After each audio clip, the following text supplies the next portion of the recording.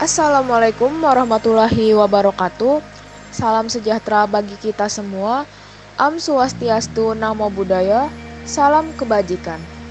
Sebelumnya, perkenalkan kami dari kelompok 1 dan 2. Untuk kelompok 1 yang beranggotakan Mega Eliana, Safia Fitri Irani, Dea Fajarina Al-Amin, Oktaverina Hoirunisa Rahman, Niputu Devi Puspayanti, Kartika Putri, Muhammad Alfianor, dan Gusti Ananda Chandra Wijaya.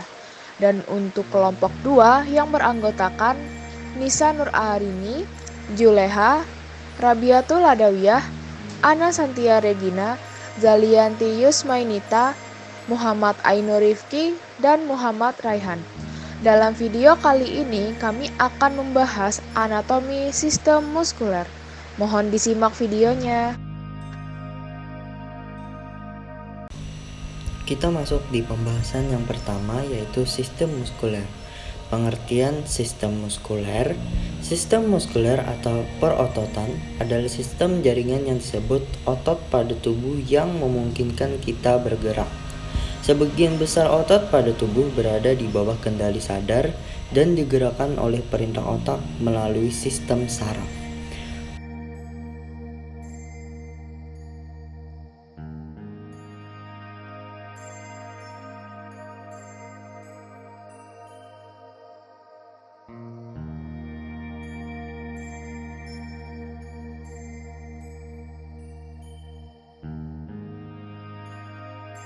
Fungsi sistem muskuler meliputi hal berikut ini. Yang pertama, pergerakan. Otot menghasilkan gerakan pada tulang tempat otot tersebut mengekat dan bergerak dalam bagian organ internal tubuh. Yang kedua, penopang tubuh dan mempertahankan postur. Otot menopang rangka dan mempertahankan tubuh saat berada dalam posisi berdiri atau saat duduk terhadap gaya gravitasi. Yang ketiga, produksi panas. Kontraksi otot-otot secara metabolis menghasilkan panas untuk mempertahankan suhu tubuh normal. Ciri-ciri sistem muskuler. Sistem muskuler memiliki ciri-ciri sebagai berikut. Yang pertama, kontraktilitas. Serabut otot berkontraksi dan menegang yang dapat atau tidak melibatkan pemendekan otot. Yang kedua, ekstitabilitas. Serabut otot akan merespons dengan kuat jika distimulasi oleh impuls saraf. Yang ketiga, ekstensibilitas. Serabut otot memiliki kemampuan untuk menegang melebihi panjang otot saat rileks. Yang keempat, elastisitas. Serabut otot dapat kembali ke ukuran semula setelah berkontraksi atau meregang. Pengertian otot. Otot adalah jaringan yang terdiri di dalam tubuh manusia yang merupakan alat gerak aktif yang dapat menggerakkan tulang, sehingga menyebabkan suatu individu atau organisme bisa bergerak. Jadi, otot menyebabkan pergerakan suatu organisme maupun pergerakan dari organ dalam organisme. Otot bekerja dengan berkontraksi dan berelaksasi. Fungsi otot pada manusia antara lain untuk menjalankan dan melaksanakan kerja. Sebagai contoh, untuk berjalan, memegang, dan mengangkat. Macam-macam otot pada manusia. Otot polos. Otot polos adalah otot yang bekerja tanpa kesadaran yang dipengaruhi oleh sistem saraf tak sadar atau bisa juga disebut dengan saraf otonom. Lalu ada otot lurik. Otot lurik adalah jenis otot yang menempel pada rangka tubuh manusia yang digunakan dalam pergerakan, di mana otot lurik merupakan otot yang bekerja di bawah kesadaran. Otot lurik disebut juga otot rangka. Berikutnya ada otot jantung. Otot jantung adalah jenis otot yang bekerja secara terus-menerus tanpa berhenti ataupun istirahat. Otot jantung merupakan otot perpaduan antara otot lurik dan otot polos karena terdapat persamaan yang antara otot jantung dengan otot lurik dan otot polos. Penjelasan berikutnya mengenai mekanisme kerja otot. Mekanisme kerja otot diawali saat otot menerima rangsangan atau sinyal dari neuron motorik yang membuatnya berkontraksi. Kontraksi ototlah yang menyebabkan terjadinya sebuah gerakan pada tubuh. Tipe-tipe kontraksi otot yang mungkin terjadi. Kontraksi konsentrik. Berikutnya ada kontraksi eksentrik. Lalu yang terakhir ada kontraksi isometrik. Selanjutnya, tahapan mekanisme kerja otot. Pertama-tama, otot menerima rangsangan dari sistem saraf pusat. Lalu, rangsangan dari otak menyebabkan reaksi kimia. Selepasnya, proses melemasnya otot.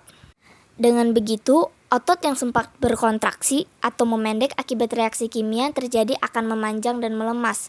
Meski begitu, mekanisme kerja otot bisa berbeda-beda dan tergantung pada jenis ototnya. Jenis-jenis gerak otot pada manusia terbagi menjadi 2 macam, yaitu yang pertama berlawanan.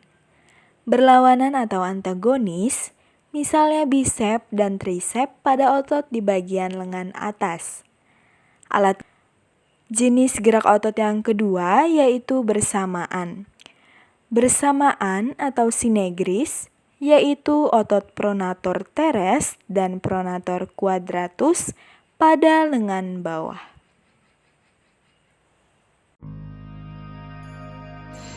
Tendon adalah struktur dalam tubuh yang menghubungkan otot ke tulang. Otot rangka dalam tubuh bertanggung jawab untuk menggerakkan tulang, sehingga memungkinkan untuk berjalan, melompat, angkat, dan bergerak dalam banyak cara. Ketika otot kontraksi, hal itu menarik pada tulang, menyebabkan gerakan ini. Struktur yang memancarkan kekuatan kontraksi otot ke tulang disebut tendon. Ruptur tendon adalah robek, pecah atau terputusnya tendon. Tendon secara sederhana menghubungkan otot dengan tulang. Kadang-kadang ada tendon intermediate, di mana tendon tersebut menghubungkan satu otot dengan otot lain. Tendon juga dapat memanjang sampai ke dalam otot dan disebut tendon intramuskular. Pembahasan selanjutnya adalah macam-macam tendon. Tendon adalah tali atau urat daging yang kuat yang bersifat fleksibel yang terbuat dari fibrous protein atau kolagen. Tendon berfungsi melekatkan tulang dengan otot atau otot dengan otot. Berdasarkan cara melekatnya pada tulang, tendon dibedakan sebagai berikut. Yang pertama ada origo, merupakan tendon yang melekat pada tulang yang tidak berubah kedudukannya ketika otot berkontraksi. Yang kedua ada inersio, merupakan tendon yang melekat pada tulang yang bergerak ketika otot berkontraksi. Selanjutnya ada mekanisme kerja tendon.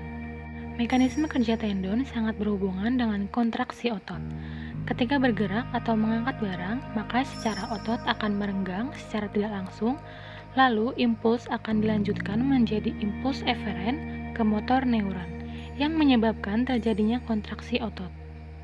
Kontraksi otot tersebut akan berlangsung sampai tendon menarik tulang sehingga terjadinya pergerakan. Sekarang kita masuk ke pembahasan pengertian ligamen. Menurut Dorland W.N., ligamen adalah pita jaringan ikat yang menghubungkan tulang atau menyongkong organ dalam. Beberapa ligamen memiliki struktur fibrosa yang berbeda. Beberapa menjadi lipatan fascia atau peritoneum berindurasi, dan yang lain merupakan milik pembuluh atau organ-organ fetus. Ligamen terbuat dari jaringan ikat berupa ligamen yang terbuat dari kolagen kuat yang digunakan untuk merekatkan tulang ke tulang dan membatasi derajat pergerakan sendi. Ligamen dapat berupa struktur terpisah atau dimasukkan ke dalam simpai. Biasanya, ada beberapa serat elastin di antara berkas kolagen ligamen. Fungsi Mekanisme kerja ligamen. Pada dasarnya, prinsip kerja dari ligamen ini sangat berhubungan dengan tendon.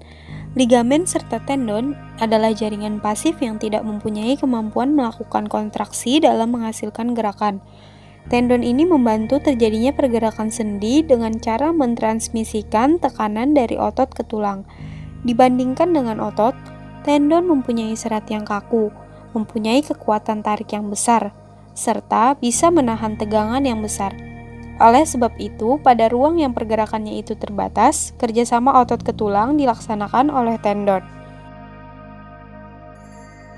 Gangguan dan kelainan pada otot tendon dan ligamen.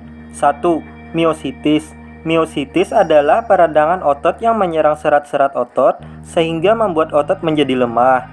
Kondisi ini dapat disebabkan oleh cedera, infeksi, atau penyakit autoimun. 2. Cedera tendon axilis. Cedera tendon axilis adalah cedera yang terjadi ketika tendon axilis terlalu stres atau tegang. Cedera tendon axilis juga bisa terjadi ketika terlalu sering menggunakan tendon axilis sehingga menyebabkan tendon membengkak, iritasi, meradang, dan menimbulkan rasa sakit. 3. Cedera ligamen lutut anterior atau yang juga populer dengan sebutan cedera ACL atau anterior cruciate ligament merupakan sebutan kondisi akibat kerusakan atau robekan pada jaringan ACL